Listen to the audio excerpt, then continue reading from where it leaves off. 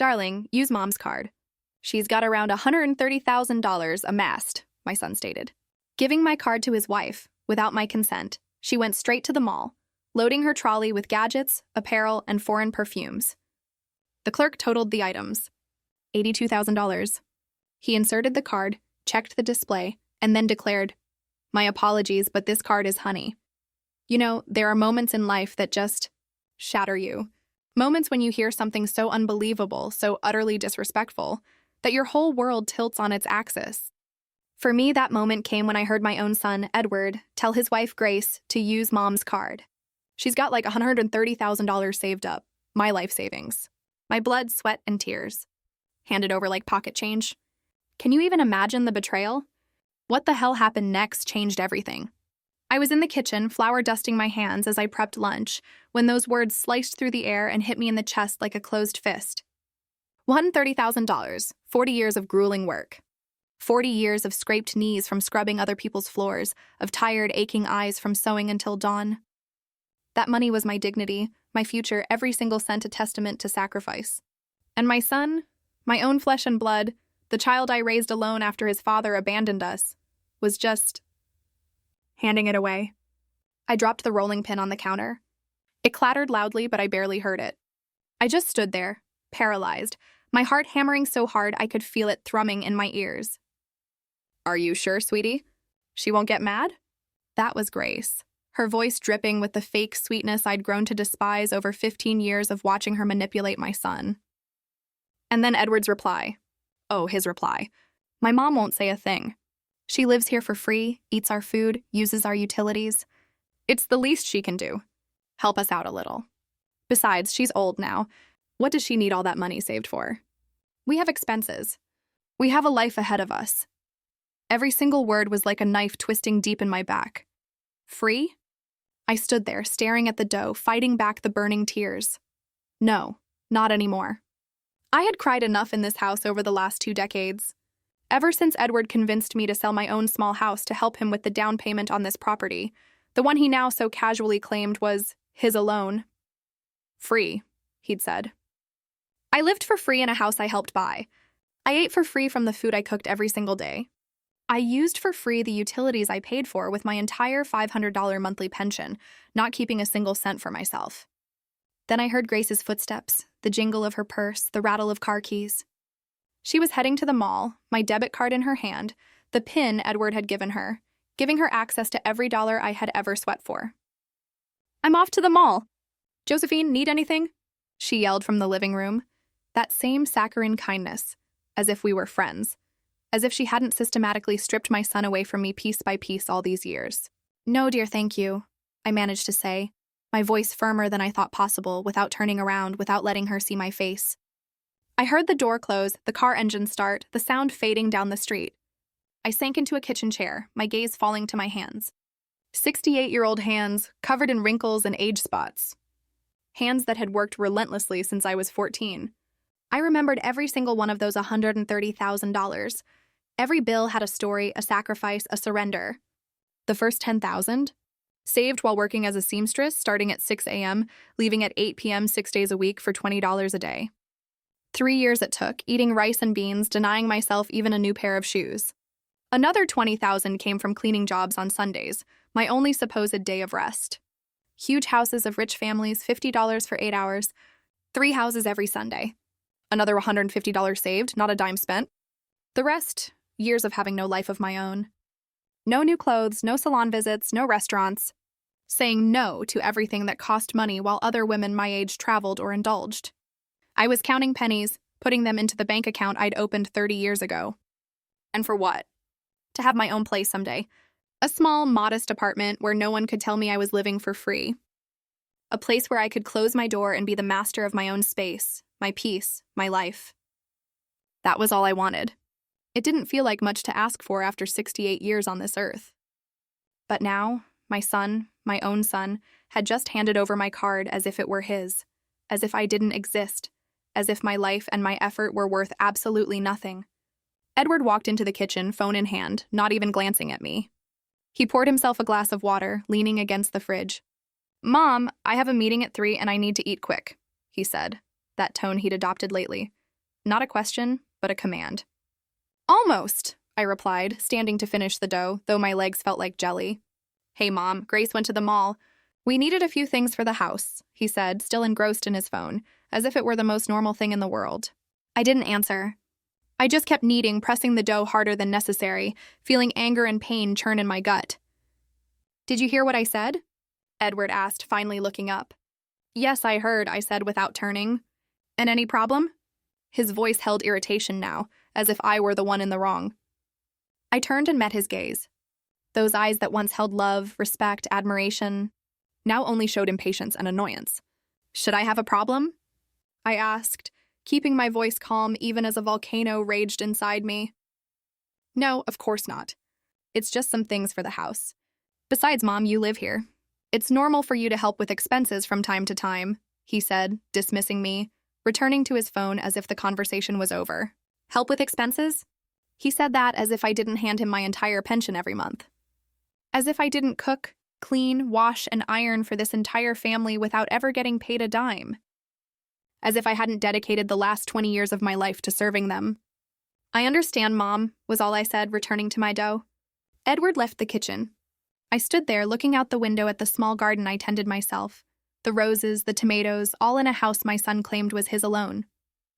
In that moment, a decision solidified within me. I was not going to stand by and watch them steal the only thing I had left. I was not going to let Grace spend in one day what took me 40 years to save. And I was definitely not going to continue living in a house where I was treated like a maid, not a mother. I finished lunch, wiped my hands on my apron, and walked straight to my room. I locked the door, pulled out my old phone, and dialed the bank's number, which I knew by heart. My heart raced as I waded through the rings. National Bank, good morning. This is Linda. How can I help you? A friendly voice answered. Good morning. I need to block my debit card immediately, I said, my voice firm. Can you confirm your full name and account number, please? The operator asked professionally. I gave her all my information, answered security questions, confirmed my birth date and address. Every second felt like an eternity. I felt like a criminal, when in reality, I was just protecting what was mine. I understand, Mrs. Josephine. Was there a problem with the card? Did you lose it or was it stolen? Let's just say someone has it without my authorization, I replied, choosing my words carefully. Perfect. I am now blocking the card immediately. From this moment on, no one will be able to make any transactions with it. Would you like us to send a new card to your home address? Yes, please, but don't send it to this address. I'll pick it up in person at the branch next week, I said, thinking fast. No way was Edward or Grace intercepting my new card. No problem, Mrs. Josephine. Your card was blocked at 11:02 in the morning. Is there anything else I can help you with? No, that's everything. Thank you very much, I said, hanging up the phone, my hands trembling. I sat on the edge of my bed, the twin bed Edward had given me when I moved in, telling me the room was too small for anything larger. I looked around my 10 by 10 foot space. A bed, a small closet, a nightstand. This was my entire world in a 4-bedroom house. Grace had a walk-in closet bigger than my room. Edward had his private office. There was a TV room, a formal dining room only used for guests. And I lived in the smallest room, the one that used to be the pantry. But I never complained. Because he was my son. Because I loved him. Because I foolishly hoped that one day he would see me as his mother again, not a burden. How naive I had been. Suddenly, Edward's phone rang in the living room. I heard him answer, then silence. Then his voice grew louder, more agitated. What do you mean it's blocked? That's impossible. My mom never blocks anything. She doesn't even know how to use those bank things. The frustration in his tone was palpable. I stayed still, holding my breath, listening. Grace, wait, let me call my mom, Edward said. Seconds later, he was knocking on my door. Mom, are you in there? I need to talk to you urgently. Coming. I called out, waiting a few extra seconds before opening, pretending I was busy. Edward stood there, phone in hand, that anxious expression he got when things didn't go his way. Mom, Grace just called me from the mall. She says your card isn't working, that it's showing as blocked. Did you block it? He asked directly, no beating around the bush. I looked him straight in the eyes. For the first time in 20 years, I wasn't afraid to tell the truth. Yes, I blocked it, I replied calmly. What? Why would you do that? Grace is at the checkout with a cart full of things. She's being completely embarrassed. Edward's voice rose. I didn't give her permission to use my card. That money is mine, I said, maintaining my composure. Mom, don't start with that now. Grace was just going to buy a few things we need for the house. It's not a big deal. Call the bank and unblock the card right now, Edward ordered, that authoritarian tone he'd developed over the years making my blood boil. No, I said simply. Edward fell silent, staring at me as if I'd spoken in tongues. It was probably the first time in 2 decades I had said no to him. What do you mean, no, Mom? You're not understanding. Grace is waiting at the mall with $82,000 worth of purchases. Do you have any idea how embarrassed she is right now? Edward's face was now a furious red. $82,000? I repeated slowly, the words burning my throat. Edward, she was going to spend $82,000 of my money without even asking me? It's for the house, Mom. A new TV, a living room set, appliances we need to replace. It's not like it's just for her, Edward explained, as if that justified everything. I did not authorize those expenses. I saved that money working for 40 years. It's not family money. It's my money, I said, my voice firm, though I was shaking inside. Mom, you live in this house. You use the electricity, the water, the gas, the internet. All of that costs money. Or do you think it's free? It's only fair that you contribute, Edward said, crossing his arms. I give you my entire pension every month. $500 that you never give back. I cook, I clean, I wash, I iron. Isn't that contributing? I asked, feeling my voice crack, but I stood my ground. That $500 doesn't even cover your food expenses, Mom. You're being selfish. You have $130,000 saved up that you're not using for anything. What do you want it for? What are you going to do with it at your age? Edward's words. They hurt more than any physical blow. At my age? As if, at 68, I no longer deserved dreams, plans, dignity. That money is to buy my own apartment and stop being a burden to you, I said. Edward's eyes widened in surprise. What are you talking about? Nobody said you're a burden, he stammered, but his voice lacked conviction. You just said it 5 minutes ago in the living room. You told Grace I lived here for free, that I ate her food, that I used her utilities, that I was old and didn't need that much money, I said. Edward's face went pale as the realization hit him. I had heard everything. There was a long, uncomfortable silence. Edward opened his mouth several times trying to find words, but nothing came out. Mom, I didn't mean it like that, he finally said, but he couldn't meet my gaze. But you said it and you thought it. And right now, you're more worried about Grace's embarrassment at the mall than the fact that she tried to spend $82,000 of my money without my permission. I said, the tears trying to escape, but I held them back. She's my wife, Mom. It's normal for me to defend her, Edward said. And I'm your mother. Isn't it normal for you to defend me? I asked. The question hung in the air between us like a ghost. Edward fell silent again. He looked at his phone, then at me, then back at his phone. I could see the conflict on his face, the battle between his conscience and his loyalty to Grace. Mom, please, just unblock the card for today. Grace is already there. She's already picked everything out. We can't leave her looking like a fool. We can talk about this calmly later, Edward pleaded, trying to manipulate me with guilt. No, Edward. Tell Grace to come home. The 3 of us need to talk, I said, with a firmness I didn't know I possessed. Mom, don't make this bigger than it is. Please, Edward begged. I didn't do anything. You're the ones who took my card without permission. You're the ones who were planning to spend my money as if it were yours. I'm just protecting what belongs to me, I said, taking a step back to close my bedroom door. Edward stood in front of it. I heard him knock gently. Mom, open up, please. Don't be mad, he said, in that voice he used when he was a boy and had done something wrong. The voice that used to melt my heart, but now only fueled my anger. I didn't answer. I sat on my bed and waited. I heard his footsteps fade. Then his low voice on the phone with Grace. I heard him explain that I had blocked the card. And then I heard Grace's screams, so loud they pierced the receiver. Your mother is crazy. I'm standing here like an idiot in front of all these people. The cashier already called the manager. This is humiliating. And I didn't feel a single ounce of guilt. Let her feel embarrassed. Let her feel what it's like when someone makes you look bad. I had felt embarrassed for 20 years. Every time I was introduced as the mom who lives with us at family gatherings. Every time Grace told her friends I helped around the house, as if I were their maid. Half an hour passed before Grace's car pulled up. The front door slammed so hard it shook the walls. I heard her heels clicking on the hardwood floor, the sound that always announced a storm. Where is your mother? Grace's voice was laced with venom. Grace, calm down. Let's talk about this calmly. Edward tried to appease her. Calmly? Your mother put me through the biggest embarrassment of my life. There were like 20 people watching while the cashier tried to run the card over and over. I had to leave everything there and run out. Grace screamed.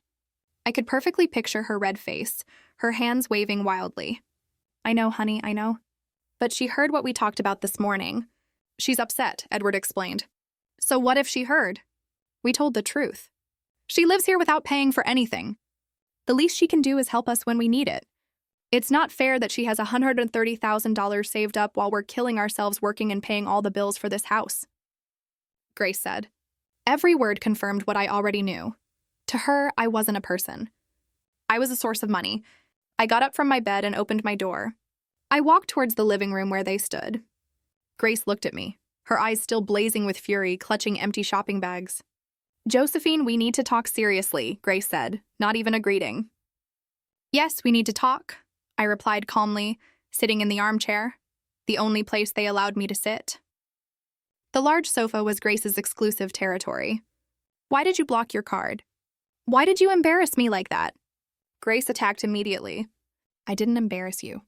You brought it on yourself by trying to spend $82,000 of my money without my permission, I replied, looking her directly in the eye.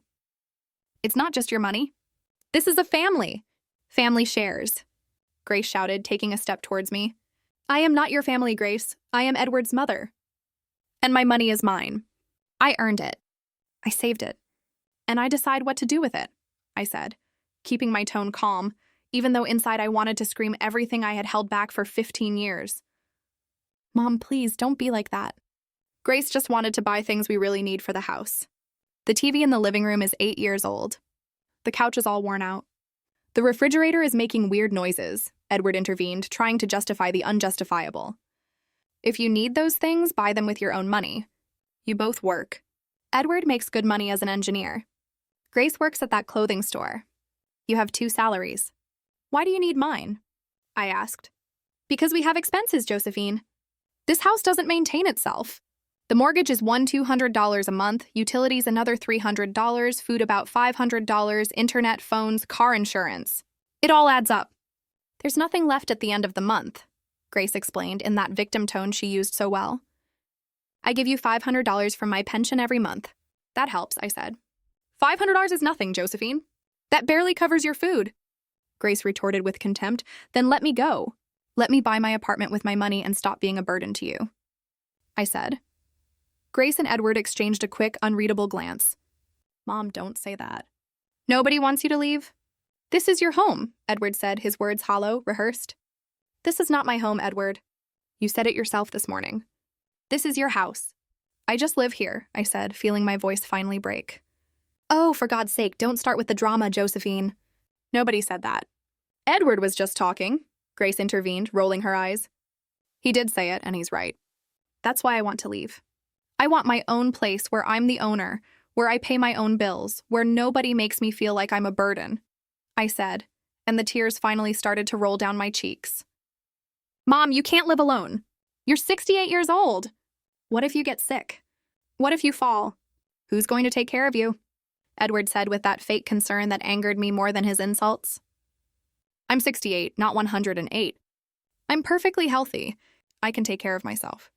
I did it for 40 years before I came to live here, I replied, wiping my tears with the back of my hand. But it's different now, Mom. You're older now. You need to be with family, Edward insisted. What I need is respect and dignity, and I don't have that here, I said, getting up from the armchair. Look, Josephine, let's be honest, Grace began, crossing her arms. You have nowhere to go. You have no other family.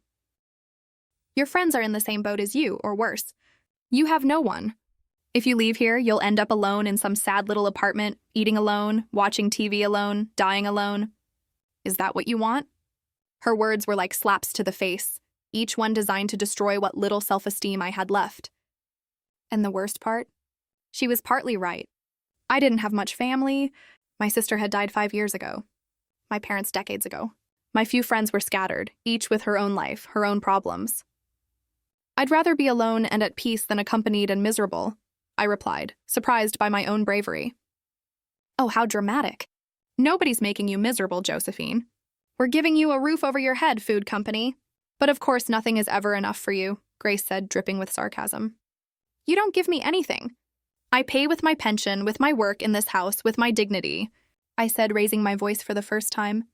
Your pension doesn't even cover half of what you cost us here. And washing a few dishes and sweeping a little isn't work. Anyone can do that, Grace shouted, completely losing her composure. Then anyone can do it. Hire someone. I'm leaving, I said, and walked towards my room. You're not going anywhere, Mom. Stop being ridiculous, Edward yelled after me. I locked myself in my room and heard them continue arguing outside. Grace blaming Edward for being weak with me. Edward trying to calm her down. Both of them talking about me as if I were a problem to be solved, not a person. I sat on my bed for hours, listening as the house slowly returned to its usual silence. Grace had locked herself in her room, slamming the door. Edward tried knocking on my door twice more, but I didn't answer. I had nothing more to say to him at that moment. When night fell and the house was completely silent, I took out my old phone and dialed the only number I knew would comfort me. Linda, my lifelong friend. Josephine? What happened? It's almost 10 at night, Linda answered, her voice worried. And then I broke down. I told her everything, from the conversation I overheard to the fight with Grace, from the $82,000 they tried to spend to the hurtful words about my age and loneliness. Linda listened without interrupting, letting me cry and vent like I hadn't in years. Josephine, listen to me carefully, Linda said when I finally ran out of words. Tomorrow morning, you're coming to my house. You can stay with me as long as you need while you look for your apartment. You can't stay there anymore. That house is killing your soul. Linda, I can't impose on you like that. You live in a small apartment. There's no space, I said between sobs. I have a sofa bed in the living room that's more comfortable than being in that house where they don't value you. Tomorrow, Josephine. Tomorrow you pack what you need and you come here. It's not a suggestion. It's an order, Linda said with that firmness she always had when she knew I needed a push. I barely slept that night. I stared at the ceiling of my small room, remembering how I had ended up in that place 20 years ago. Edward had just married Grace and told me they wanted a bigger house but couldn't afford the down payment. I had sold my small apartment, that 2-bedroom apartment I had bought with so much effort, and I gave the money to Edward. $50,000 that represented my entire life's work up to that point. It's a loan, Mom. I'll pay you back in 2 years when I get a raise, Edward had promised, his eyes shining with excitement. But 2 years passed, then 5, then 10. The loan was never mentioned again. When I brought it up, Edward would get annoyed, saying he gave me a roof and food, that it was worth more than the $50,000. Now I understood that I had been a fool. I had trusted my son blindly, and he had abused that trust. Worse, I had allowed it for 2 decades because I was afraid of being alone. Afraid that Edward would reject me, afraid of losing the only direct family I had left. But the fear of loneliness couldn't be stronger than my dignity. I couldn't keep living like this. When Friday morning came, I got up earlier than usual. I prepared breakfast as always, left everything ready on the table. But this time I didn't stay to serve them. I showered, dressed in my best clothes, and started packing my things into the 2 old suitcases I had stored at the back of the closet. I didn't have much, modest clothes, a few shoes, photographs, important documents, and the small wooden box where I kept the few pieces of jewelry I owned, my mother's wedding ring, a pair of silver earrings my sister gave me, a thin chain I bought with my first paycheck. Everything fit into 2 suitcases. I heard when Edward and Grace got up. I heard their voices in the dining room, eating the breakfast I had prepared. Neither of them knocked on my door to see how I was. Neither asked if I had slept well. It was as if I didn't exist unless they needed something. I waited for them both to leave for work. Edward left first at 8:30, as always. Grace left at 9. When I heard her car's engine fade away, I took my suitcases out of the room. I walked through the house one last time, looking at every corner I had cleaned thousands of times. The kitchen, where I spent countless hours cooking for a family that barely said thank you. The living room, where I could never sit comfortably because that was Grace's space. The dining room, where I always sat in the corner in the least comfortable chair. I left the house keys on the dining room table. Next to them, I left a note I had written during the night. Edward, I'm leaving. I can't keep living in a house where my only value is my money. Thank you for these 20 years, but I need to get my dignity back. Don't look for me.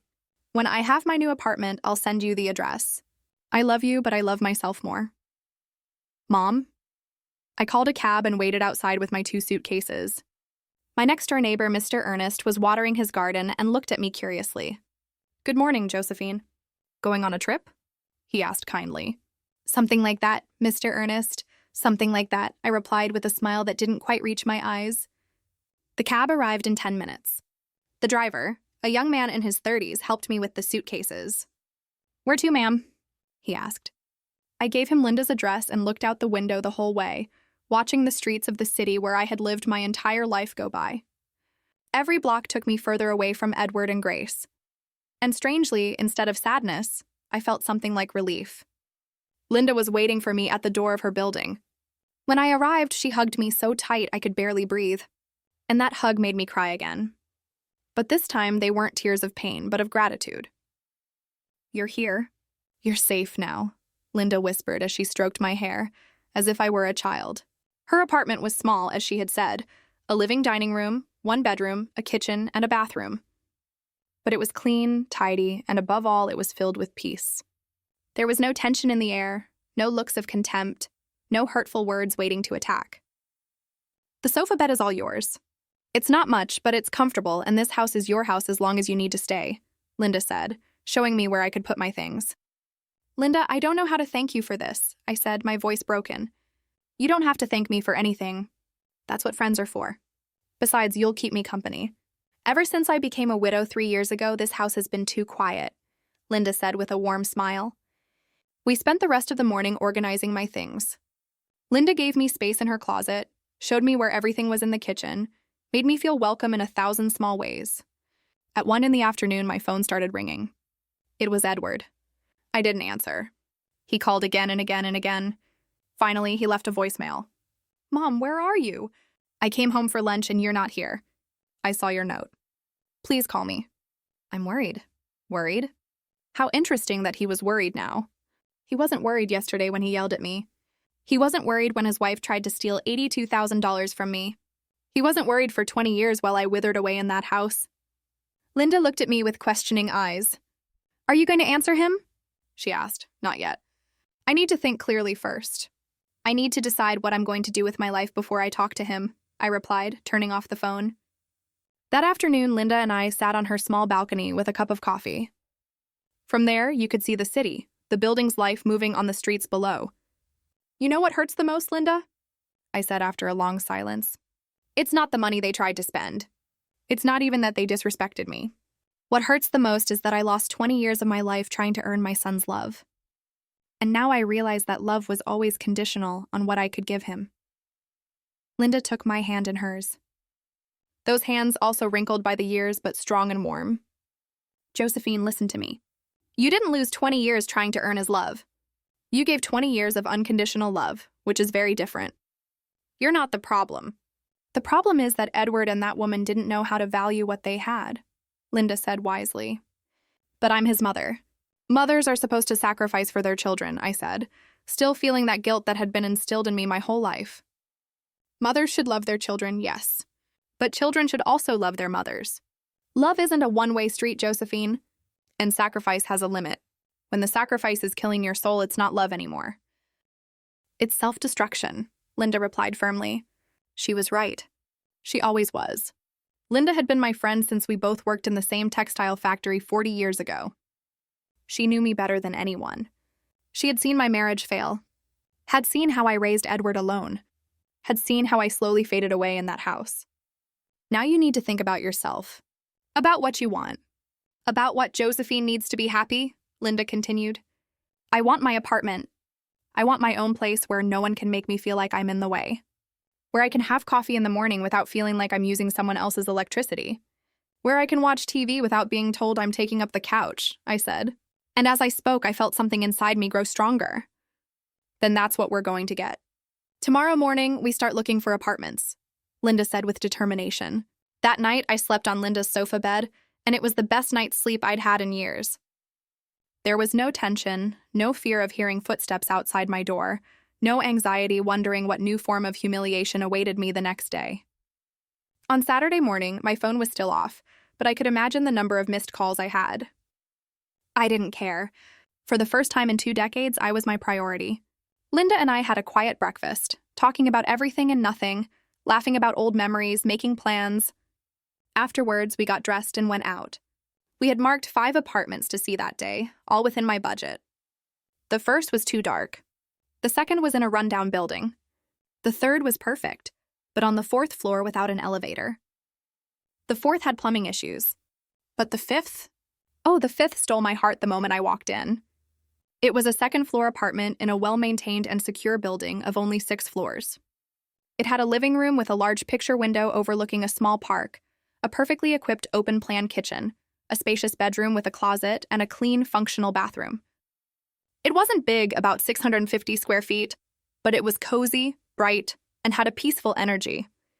"How much are you asking for it?" I asked the man showing it to us. $55,000. It includes a parking space downstairs and a small storage unit in the basement. "The HOA fees are $100 a month," explained Mr. Benjamin, the owner. $55,000.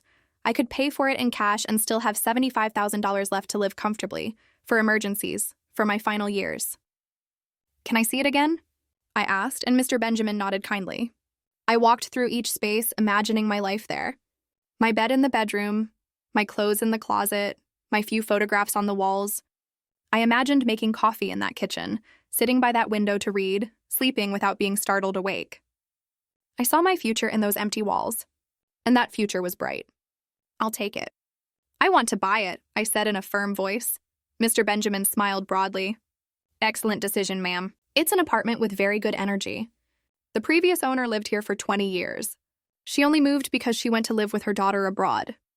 It's well cared for, never had any problems," he explained as he took some papers out of his briefcase. "We need to do the legal paperwork. Do you have a trusted lawyer, or would you prefer I recommend one?" "I know a good one," Linda intervened. "My cousin's son is a lawyer. He's honest and charges a fair price." "Perfect. Then we can meet on Monday to start the paperwork." "It usually takes a week to complete the whole legal process," Mr. Benjamin said. 1 week. In 1 week, that apartment would be mine. My name would be on the deed. I would be a homeowner, not a burden living for free in someone else's house. We left the apartment with a signed agreement and a $5,000 down payment that I paid by check. Linda and I hugged on the street like 2 excited little girls. "You did it, Josephine. You're going to have your own place," Linda shouted, not caring who heard us. "I did it," I repeated, a huge smile spreading across my face. I really did it. We returned to Linda's apartment, euphoric, making decorating plans, talking about what furniture I would need to buy, what things I could get secondhand to save money. It was then, in the midst of that happiness, that I decided to turn on my phone. I had 32 missed calls from Edward, 17 from Grace, and over 40 text messages. The messages started out worried. "Mom, where are you? Please answer. We're frantic." But then the tone changed. "Mom, this is ridiculous. Stop the drama. We need to talk about important things." And the last ones were outright threatening. "If you don't answer, I'm going to the police. This is abuse towards us. You're going to have to come back. You have nowhere to go." Linda read the messages over my shoulder and snorted with indignation. "That boy has lost his mind. Abuse towards them? As if they haven't been abusing you for years," Linda said, shaking her head. "I have to talk to him, but by text." "I don't want to hear his voice yet," I said, taking a deep breath. I sat on the sofa and wrote a long message, choosing each word carefully. "Edward, I'm fine.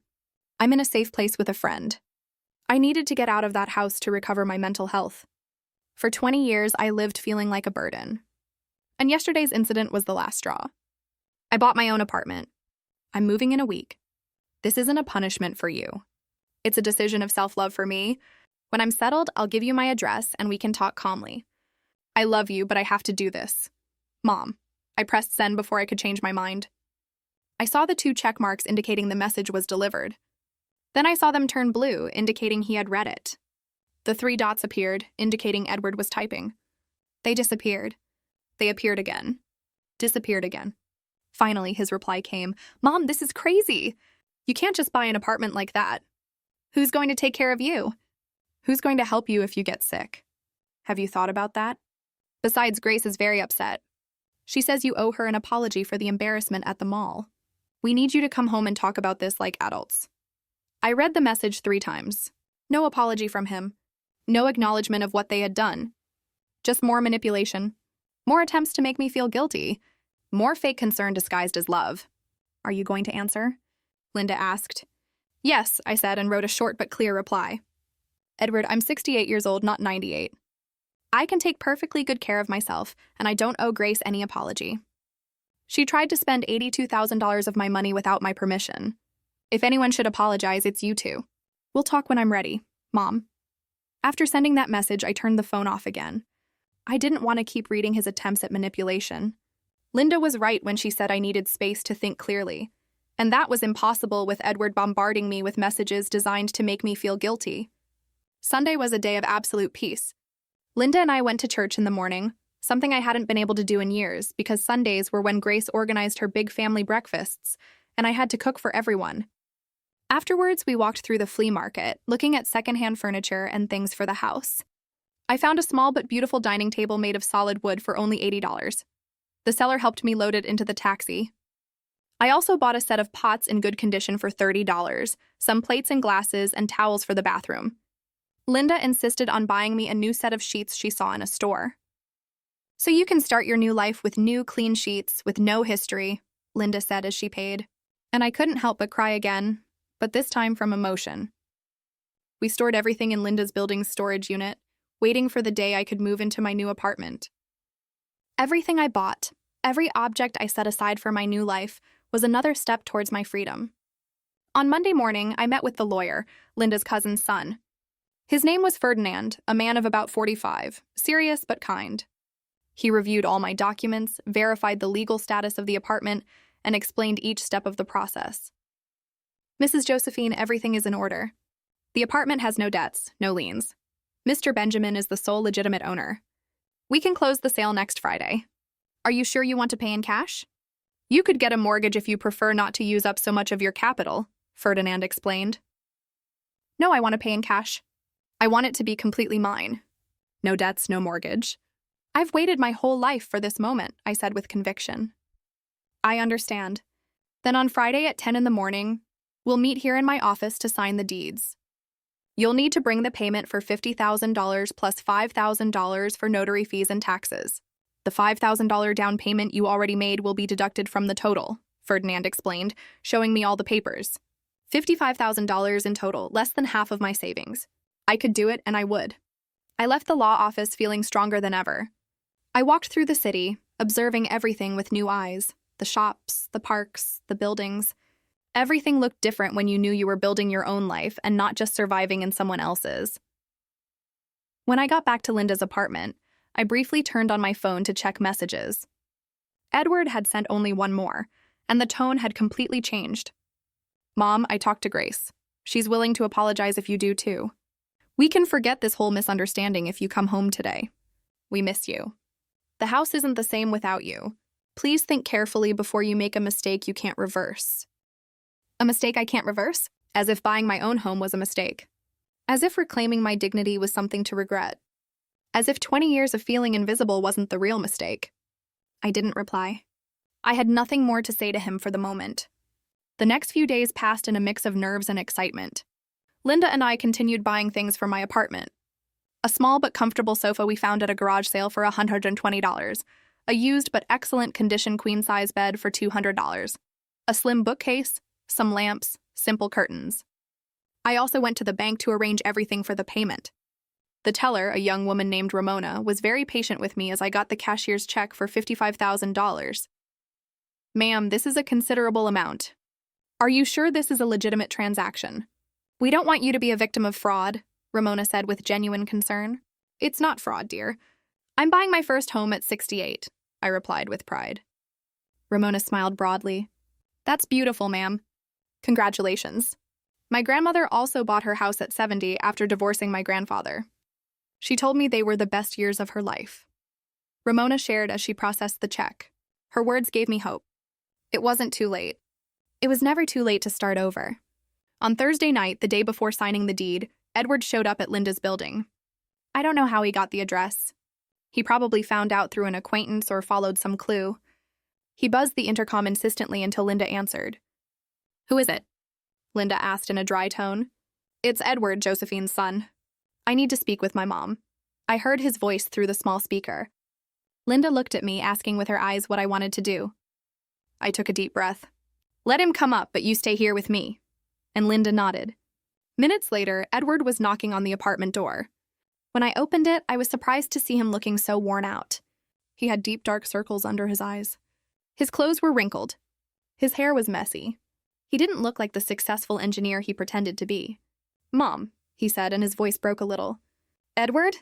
I replied, without moving from the doorway, without inviting him in. Can we talk? He asked, looking inside the apartment where Linda stood with her arms crossed like a guardian. Here is fine, I said. Edward sighed and ran a hand through his hair. Mom, this got out of control. I know Grace and I were wrong. We shouldn't have taken your card without permission. But you didn't have to leave like that, without warning, leaving us worried. Edward began with that tone he used when he wanted to seem reasonable, but was really just trying to manipulate. Edward, I left you a note explaining exactly why I was leaving. It wasn't impulsive. It was necessary, I replied, keeping calm. But Mom, we're family. Families forgive each other. Families solve their problems together, not by running away, Edward said, taking a step closer. Families also respect each other, Edward. And you haven't respected me in years. It's just that I was so used to the mistreatment that I stopped noticing, I said, feeling the words come out with more force than I expected. Mistreatment, Mom? We never mistreated you. We gave you a roof, food, everything you needed, Edward protested, raising his voice. You gave me a room the size of a pantry. You made me feel like every bite of food I ate was a favor. You treated me like a maid and not a mother. And when I saved money from 40 years of work, you tried to steal it, I said. And each word was like releasing a weight I had carried for too long. We weren't going to steal anything. It was just going to be some things for the house where you also live. It's not stealing, Mom, it's sharing as a family. Edward shouted, losing his composure. $82,000 isn't sharing, Edward. It's stealing. And I never authorized that expense, I replied without raising my voice, which seemed to frustrate him even more. Fine, okay, I admit it was a lot. Grace got excited seeing all those things on sale. But we can fix this. Come home and I promise that none of this will ever happen again, Edward said, changing tactics now with a pleading tone. I'm not coming back, Edward. Tomorrow I sign the deed to my new apartment. I'm moving this weekend. I've already made my decision, I said, and I saw his face go from pleading to shock. You already bought an apartment without consulting me? Mom, that's crazy. What if you got scammed? What if it's a bad deal? I should have checked those things with you, Edward said, almost panicking. I have a notary, a lawyer. Everything is legal and verified. I didn't need your permission, Edward. I'm a 68-year-old adult with full mental capacity. I can make my own decisions, I explained patiently. Edward was silent for a moment, processing what I had just told him. I saw his eyes darting around quickly, calculating, thinking about his next move and the money. How much do you have left after buying that apartment? He asked, and there it was. The real reason for his visit. He wasn't here for me. He was here for my money. That's none of your business, Edward, I replied firmly. Of course it's my business. I'm your son, your only family. I have a right to know how you're managing your finances. At your age, you can make errors in judgment, Edward said with that patronizing tone that bothered me so much. At my age, I have more experience and wisdom than you. I've managed my money for 40 years without making mistakes. I'm not going to start now, I said, crossing my arms. Mom, let's be honest. That money is also a little bit mine. I've supported you for 20 years. I've given you a house, food, utilities. That has a value. If we calculated, I probably owe you little to nothing, Edward said. His words hit me like a bucket of ice water. Linda stepped forward from inside the apartment. Young man, I think it's time for you to leave. You heard your mother. She's made her decision, and you have no right to her money. Linda intervened with a firm voice. You stay out of this, ma'am. This is between my mom and me, Edward replied rudely. This is my house, and I can get involved whenever I please. And I'm going to ask you to leave right now or I'm calling security, Linda said, taking out her phone. Edward looked at me with a mixture of anger and desperation. Is this what you want, Mom? To break up our family? To let strangers get between us? He asked, pointing at Linda. Linda is not a stranger. She's been my friend for 40 years. She's been by my side in times when you didn't even exist. And no, Edward, I'm not breaking up the family. The family broke when you stopped seeing me as your mother and started seeing me as your ATM, I said, feeling tears threaten to spill. But I held them back. I can't believe you're doing this. Grace was right about you. She said you were selfish, that you only thought about yourself. And I defended you. What a fool I was, Edward said with venom in every word. Those words hurt more than I wanted to admit. But they also confirmed what I already knew. Grace had poisoned my son against me for years, and he had let her. If that's what you think of me, then it's better that I get out of your life. I don't want to be a burden to anyone, I said with a trembling voice. Fine, perfect. Go to your apartment. Live alone. But don't come running when you get sick or need help. Don't come back when you realize you've made a mistake, Edward said, turning to leave. Edward, I called out, and he stopped without turning around. I love you. I'll always love you.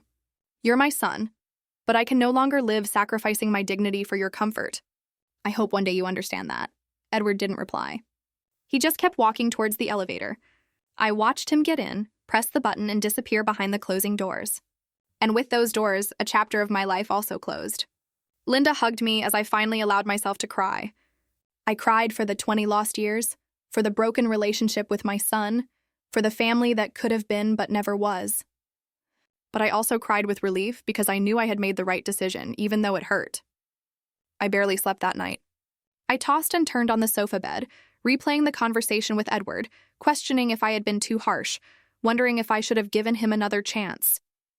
But every time I thought about going back, I remembered the 20 years of small and large humiliations. I remembered the attempted theft. I remembered all the times they made me feel invisible. No, I couldn't go back. For the first time in my life, I had to choose myself. Friday dawned sunny and beautiful, as if the universe was celebrating with me. Linda and I dressed in our best clothes. She insisted on accompanying me to the lawyer's office. This is one of the most important days of your life, Josephine. You're not going to live it alone, Linda said as she put on her cream-colored silk blouse, the one she reserved for special occasions. We arrived at the office 15 minutes early. Mr. Benjamin was already there along with Ferdinand, the lawyer. They both greeted us with smiles. Good morning, Mrs. Josephine. Ready to be a homeowner? Ferdinand asked warmly. More than ready, I replied with a huge smile. The process took almost 2 hours. I had to sign so many papers I lost count. Deed certificates, affidavits, receipts. Ferdinand patiently explained each document, making sure I understood exactly what I was signing. When it was time to hand over the $50,000 check, my hand trembled slightly. It was almost everything I had. But I looked at Linda, who was smiling at me with pride, and I remembered why I was doing this. I placed the check on the table. Mr. Benjamin reviewed it, nodded in satisfaction, and Ferdinand officially processed it. Very well, Mrs. Josephine. With this, we complete the transaction. This apartment is now legally yours. Here are the deeds with your name, the keys, and the building documents. Congratulations on your new home, Ferdinand said, handing me a thick envelope with all the papers and a keychain with 3 keys.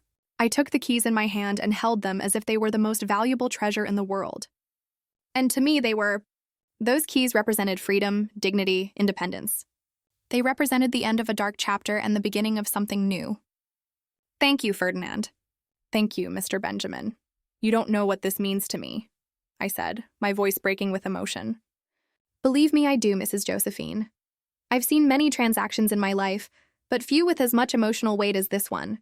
I hope you'll be very happy in your new home, Ferdinand said with sincerity. We left the lawyer's office and Linda practically screamed with excitement on the street. You did it.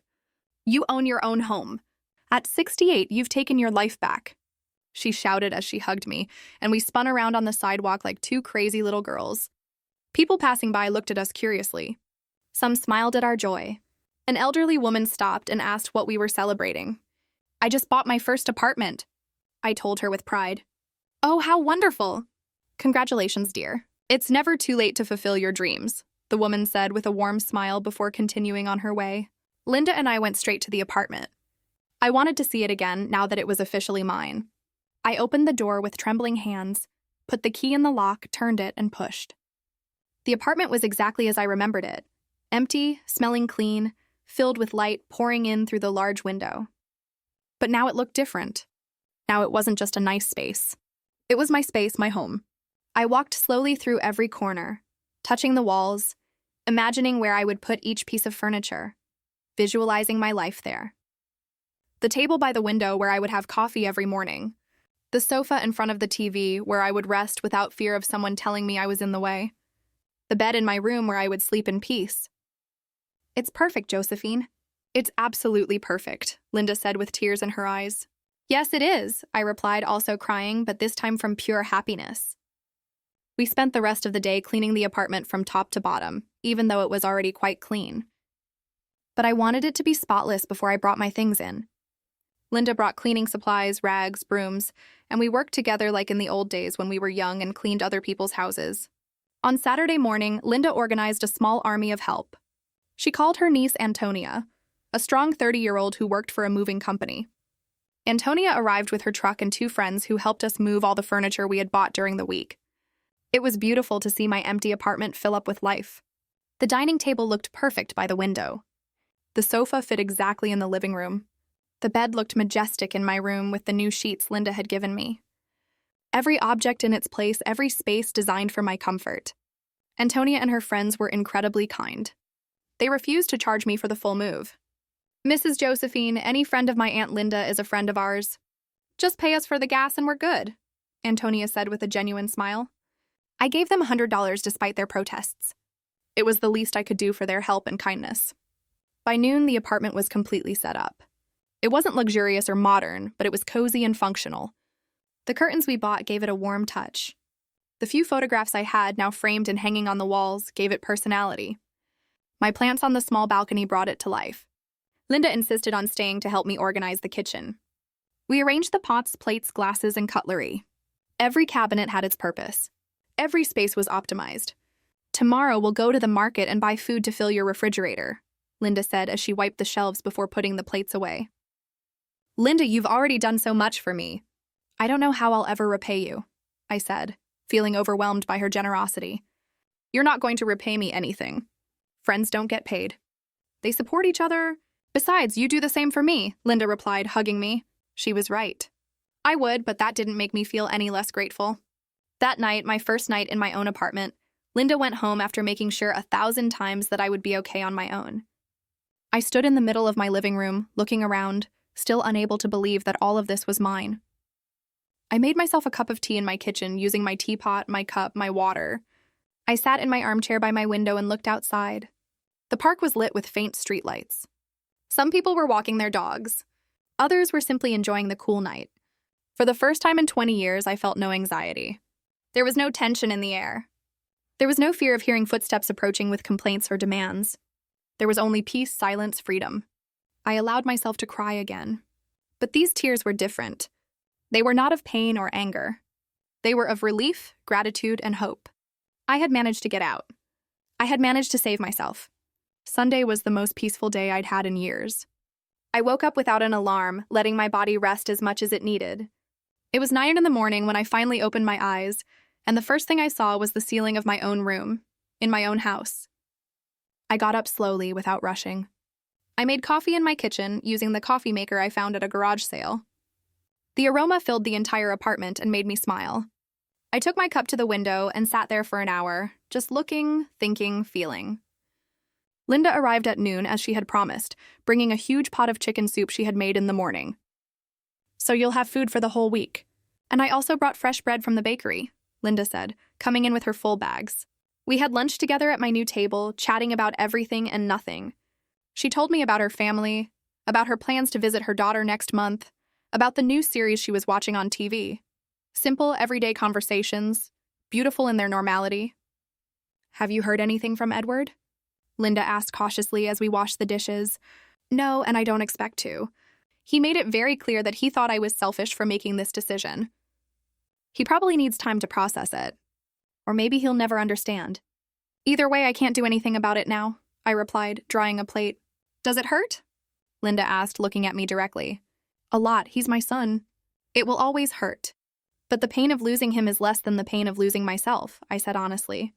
Linda nodded with understanding and said nothing more on the subject. There was nothing more to say. The following days were about adapting.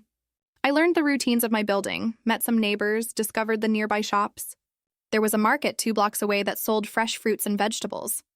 A bakery 3 blocks away that made the most delicious bread I had ever tasted.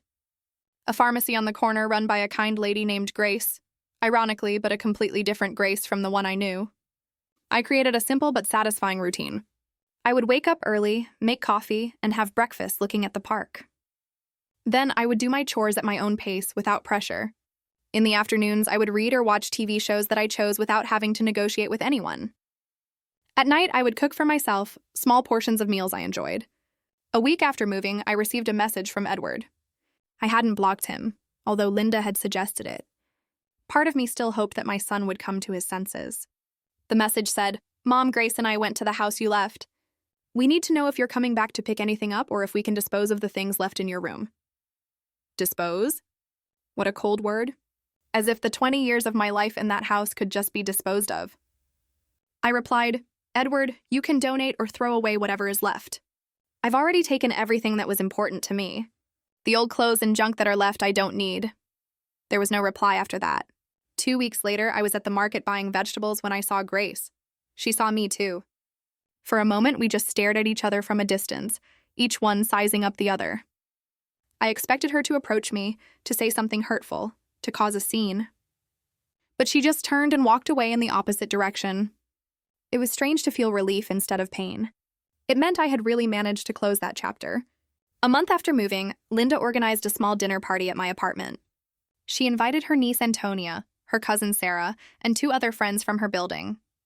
There were 6 of us women of different ages, sharing food, laughter, and stories. Antonia told us about her job at the moving company, all the strange things she had seen, the family she had helped. Sarah shared cooking recipes her grandmother had taught her. Linda's friends talked about their dream trips, places they wanted to see before they were too old. "And you, Josephine, what dreams do you have now that you have your own house?" Antonia asked with genuine curiosity. The question took me by surprise.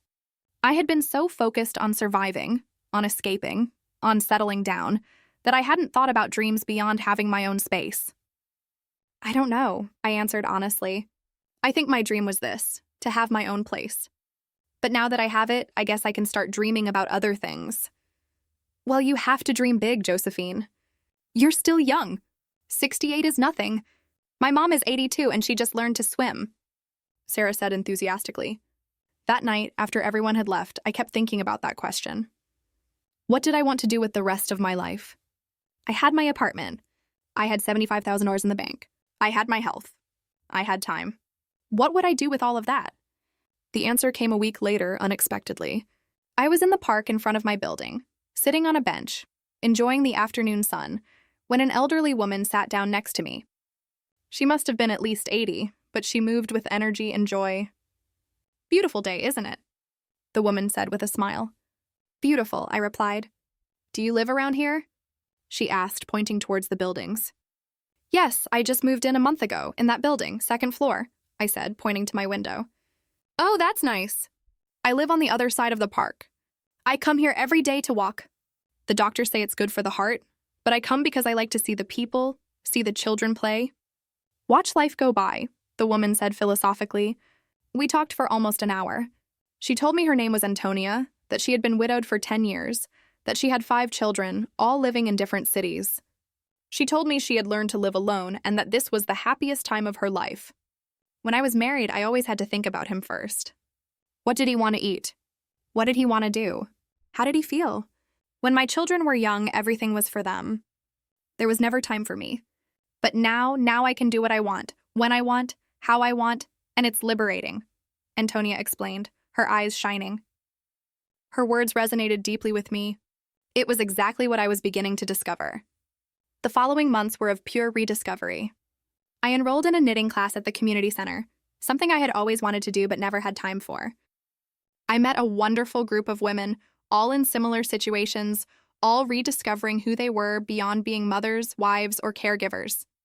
I also started walking every morning in the park, half an hour each day. That became my sacred time.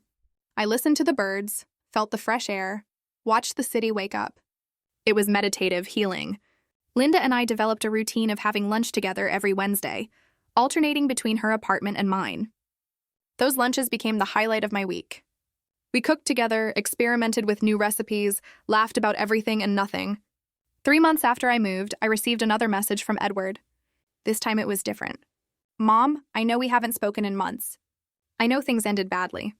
I've been thinking a lot about everything that happened. Grace and I are having problems. She wants things I can't give her. She's always dissatisfied. Always wants more. And I realized something. She treated you that way too, as if what you gave was never enough. I think I understand now why you left. I don't expect you to forgive me, but I wanted you to know that I understand. I read the message several times. Part of me wanted to reply immediately, wanted to run and hug him, wanted to rebuild everything. But another part, the part that had learned to protect myself, urged caution. I showed the message to Linda during our Wednesday lunch. "What are you going to do?" she asked. "I'm going to reply, but with clear boundaries. He's my son, and I love him, but I can no longer be the mother who sacrifices everything for him. If he wants a relationship with me, it has to be on my terms," I said with a firmness that surprised me. I wrote a careful reply. "Edward, I appreciate your message and your honesty. Understanding what happened is the first step. If you want to rebuild our relationship, you are welcome, but it has to be different. I am no longer the mom who lets herself be manipulated or mistreated. I have my own life now, my own space, my own boundaries. If you can respect that, we can start over. I love you, but I love myself more now. Mom." His reply came the next day. "I understand, Mom. Could I visit you someday, just to see how you are? What's your new apartment like?" Without Grace, just me. We agreed that he would come the following Sunday. I spent the whole week nervous, obsessively cleaning the apartment, even though it was already clean, mentally cooking and recooking what I would say to him. On Sunday, he arrived promptly at 3 in the afternoon. When I opened the door, I saw a different Edward, thinner, with more gray hair, with tired but also softer eyes. "Hi, Mom," he said with a trembling voice. "Hi, son," I replied, and we hugged in the doorway. It was a long, healing hug full of unsaid things. I showed him the apartment. He walked through each space, attentively touching the furniture, looking at the photographs on the walls, observing everything. "It's beautiful, Mom. It's small but cozy. It feels like you," Edward said with sincerity. We sat at my table by the window. I served him coffee and cookies I had bought that morning. We talked for hours. Edward told me about his problems with Grace, about how she constantly pressured him for more money, more things, more status. He told me he had started therapy to understand his behavioral patterns. The therapist made me see that I repeated with Grace the same thing Dad did to you. "I let her treat you badly because I wanted to keep the peace in my marriage without realizing I was sacrificing my relationship with you," Edward admitted with tears in his eyes. "Edward, your father and you are two different people. Your father abandoned us. You stayed, albeit in a distorted way. The fact that you recognize it now means you can change," I said, taking his hand across the table. "Can you forgive me someday?" Edward asked, looking at me directly. "I've already forgiven you, son. Forgiveness isn't for you. It's for me to free myself from resentment. But forgiveness doesn't mean forgetting or going back to how we were. It means moving forward with healthier boundaries," I explained calmly. Edward nodded, understanding. "Does Grace know you're here?" I asked. "Yes, she didn't like it, but I no longer give her the power to decide over my relationships." "That's another change I'm making," Edward replied with determination. Our relationship after that day was a slow but genuine reconstruction. Edward started visiting me every 2 weeks, always alone, always respectful of my space and my time. He asked about my life, my activities, my friends. He really listened to me, not just waiting for his turn to speak. 6 months later, Edward and Grace divorced. I wasn't surprised. Some relationships are built on toxic foundations that eventually collapse. Edward moved into a small apartment similar to mine and began his own journey of self-discovery. Today, a year after moving into my apartment, I'm sitting in my armchair by the window, watching the sunset over the park. I have $75,000 in the bank, untouched. My apartment is fully paid off. My $500 monthly pension covers my basic expenses. I live modestly but with dignity. Edward comes to visit me every 2 weeks. Our relationship isn't perfect. It probably never will be, but it's honest. He's learning to be a better son, and I'm learning to be a mother with healthy boundaries. Linda is still my rock, my best friend, my chosen family. The women from my knitting class have become my social circle. I have plans to take a small trip next year, something I never allowed myself to do. My life is not extraordinary. I don't have luxuries or spectacular adventures, but I have something I didn't have for 20 years: peace. I have my own space where no one makes me feel like I'm in the way. I have my own money that no one tries to steal. I have my own life that no one controls. Sometimes I look back and wonder what would have happened if I had the courage to leave sooner. But then I remember that every experience, even the painful ones, brought me here, to this moment, to this peace. I'm 69 now. I don't know how many years I have left, but I know that every day I live in this apartment, in my own space, with my own dignity intact, is a day well lived. It's a day lived for me. And that, after a lifetime of living for others, is more valuable than any amount of money in the bank. Tell me, what would you have done in my place? Have you ever had to choose between family and your own peace? I really want to hear your thoughts in the comments.